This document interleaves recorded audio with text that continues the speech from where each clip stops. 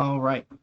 Welcome back, you Inglorious Bastards and Magnificent Bitches. It is I, Dr. Mo, and we're back for my thought of the day. And I gotta change. Why do it always changes the settings on this thing for me. Like, you guys listening to me, I know this doesn't affect you at all, but it keeps shutting off. There we go. My backlight. Like, don't shut off my backlight. That should be automatically on.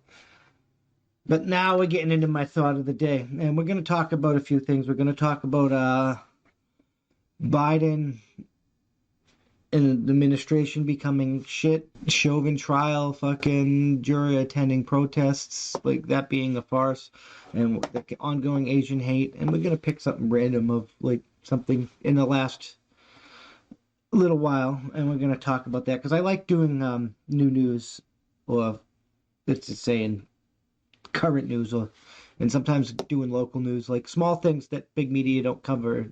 Like we might even try and figure out what's going on with the Epstein thing, because nobody has been talking about that since we've been there. But now it's that show where we gonna ask for you to like, subscribe, share, subscribe, do all those nice things to boost us up in the algorithm and help beat that censorship machine. We're gonna continue going no matter what. That's why we have our platform at www.thatsomepoint.squarespace.com. You can go there and you can contribute to us directly. It's the best option forward.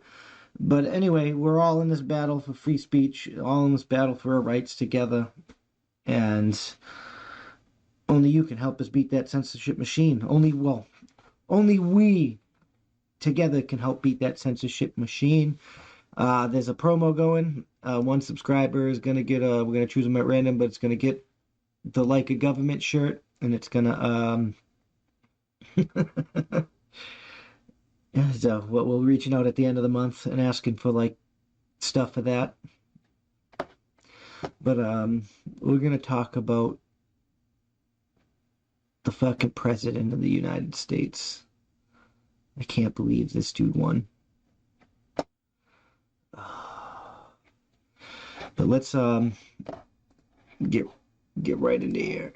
Get right into this first segment. Boom! Biden admin mulls partnering with private firms to monitor extremists. I mean, that's it. The Biden administration is reportedly considering contracting outside firms to track extremist chatter online in order to circumvent legal restrictions on the surveillance power of federal agencies like the Department of Homeland Security. While the move would expand the government's intelligence gathering capability, it would also add fuel to the widespread criticism of the government's vast surveillance power and spawn possible legal actions over monitoring of American CNN reporting, citing sources. The DHS is limited in its ability to surveil Americans on social media sites without strong justification and is prohibited from using false identities to get access to private messaging apps used by groups like Proud Boys and Oath Keepers, the report said. Like, why? The Oath Keepers are not terrorist organizations. If the people that are keeping the oath of the Constitution of America above all else are considered terrorists, our government is beyond help. Winning. No. It just really is. It's fucking beyond help at that point.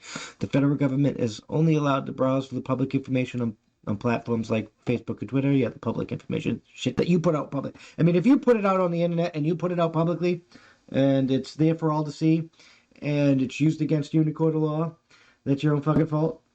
You had the right to remain silent and you probably should have exercised it. To get around those restrictions, the federal government is reportedly weighing and listing outside entities that can legally encounter these groups and gather information.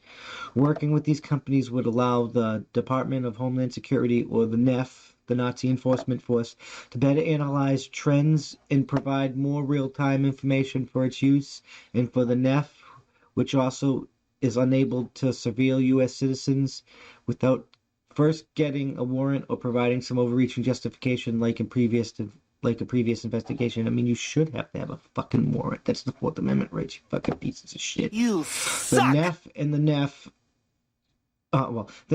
and the Nazi Enforcement Agency are under similar restrictions. They should be. Everyone should be. Even fucking private companies should be. They have too much fucking power. The idea comes as the NEF came under heat for compelling reports of journalists and unmasking private citizens during last year's protests in Portland. It also comes in the wake of failures to track down one federal agencies about the scope of the January 6th U.S. Capitol riot that led to the Capitol Police and other law enforcement agencies being overwhelmed by the mob. Capitol Police and other law enforcement agencies were not overwhelmed by the mob on the Capitol fucking riot or the Capitol insurrection or whatever you want to call it. They opened the door and let these bitches in. There's a tension between wanting to empower NEF's intelligence office to do this kind of work around domestic terrorism on the one hand, and then on the other hand, misuse of its capabilities during the summer of 2020 gives a lot of people on the Hill pause when it comes to potentially giving them new authorities, capabilities, or resources, a Senate aide told the CNN. They were violating people's rights all fucking summer. The government needs to be torn the fuck down. All these people need to be fired, and we need to put new people in. The system is fucking broken. They let a jury that they haven't arrested yet, that lied, which is perjury, that said he didn't attend these fucking George Floyd riots, onto this fucking Chauvin trial, even though there's fucking video of him attending the motherfucking riots. I mean, don't get me wrong, Chauvin's guilty of negligence. If you don't fucking check somebody's health for 8.5 minutes when they're in your custody, you're fucking negligent. But that trial was an absolute farce. We'll get into that, though. No. There's only limited awareness before January 6th on what violent extremists were planning through social media. Tom Warwick, a senior fellow at the Atlantic Council who served as NEF Deputy Assistant Secretary for Counterterrorism Policy from 2008 until 2019, told CNN. He said he would expect NEF to work outside contractors to track online plots, but added that whatever gets approved and implemented has to comply with established laws. While much of the planning for the January 6th riots happened out in the open on social media platforms, an increasing number of people to encrypted apps that allow them to hide their intentions and to thwart law enforcement agencies. Tracking on those sites require getting access to private groups. You suck!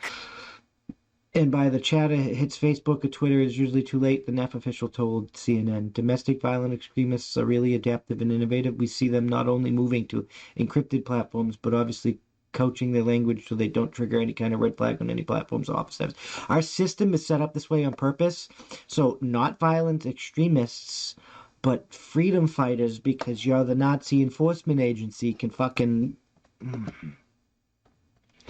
We're becoming a fascist, totalitarian mess.